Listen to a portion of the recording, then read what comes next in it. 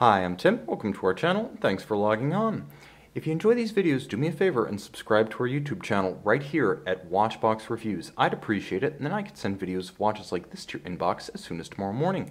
If you like this watch, you can purchase it on our website, thewatchbox.com. Buy, trade, and sell luxury watches on thewatchbox.com.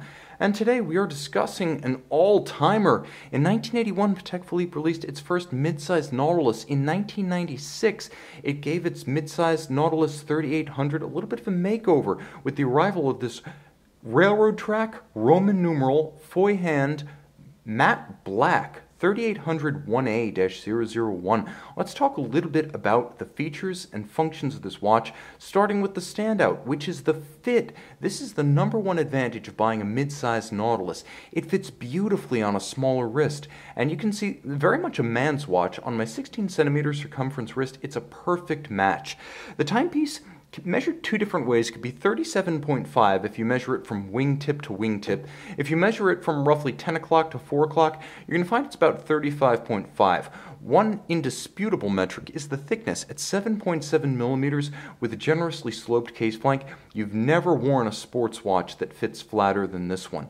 Lug to lug, very wearable. 41.7 millimeters from extremity to extremity. You'll find that this watch wears well even on a wrist as small as 12 centimeters circumference. Now, of course, it's a Nautilus in steel, which means it has the gravitas to deal with a larger wrist if you do have a taste for a smaller and more discreet watch. The timepiece features the classically gorgeous double link design with the large H-section primary links and polished center intermediate links. You'll also note the combination of the satin finish and the polish, most becoming, as is the sublime taper of the bracelet itself. Now, a couple of features surprise here. The first is how substantial the bracelet is. It doesn't feel delicate. It doesn't feel compact. It feels exactly the same as what you'll find on a 3700 or a 5711. You'll also note that the finish gives you what you expect from Patek Philippe. Perfect hairline bevel running off the case flank, perfectly aligned and symmetrical from link to link right down the bracelet. You'll also note back then Patek did things a little bit differently, as all of the individual removable links on the bracelet are removed or restored using screws, not pin sleeves. On the underside, just enough of a scalloped rounding between the links to avoid pinching skin or pulling hair, and a Patek Philippe folding clasp with a curvature underneath to trace the arc of the wrist.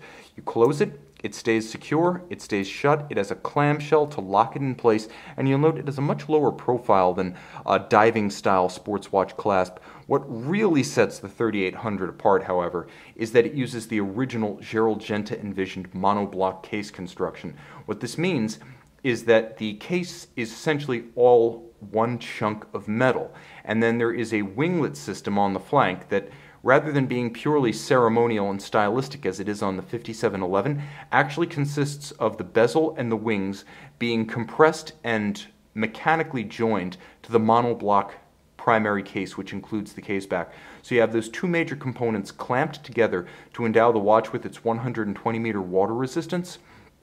This is a model that was made from 1996 to 2006, so we're talking about an emerging collectible, but not a hardcore 50s, 60s, 70s vintage watch that needs to be worn with delicacy and fear. This can do everything Patek intended when it left the factory. Moreover, the timepiece is robustly legible.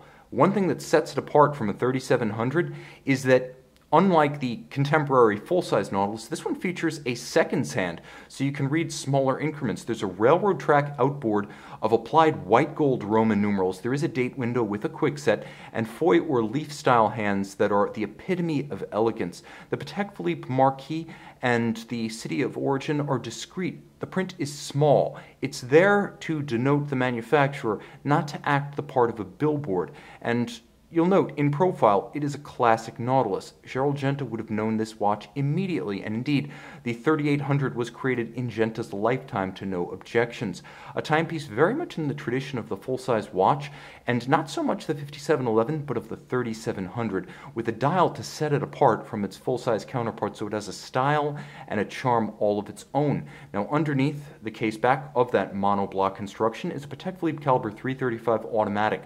Automatic winding, 21,600 vibration per hour beat rate, Gyromax free sprung balance for a measure of shock resistance, and it also features 5-position adjustment pivoting on 21 jewels. It is a fine upper echelon dress and fine sports watch caliber made in-house by Patek with a bidirectional winding action. As prior to the 324, it was bidirectional winding, the quick set that we mentioned. It doesn't have a hacking seconds feature, but that's pretty much the only function it lacks. Though you won't be able to see it, you can rest assured that the Geneva Hallmark standards of finish mean that Patek Philippe watchmaking, as you'd imagine it, present and correct within this 3800 midsize.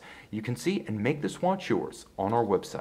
And now we're back with the Patek Philippe Nautilus 3800. You'll note that the original tritium dial is faded as it should be, but service replacement white gold foy or leaf style hands in Luminova make the watch legible in the dark. So the dial itself is original, but it still retains a measure of functionality when the lights go down. See this one by the light of day on the watch box.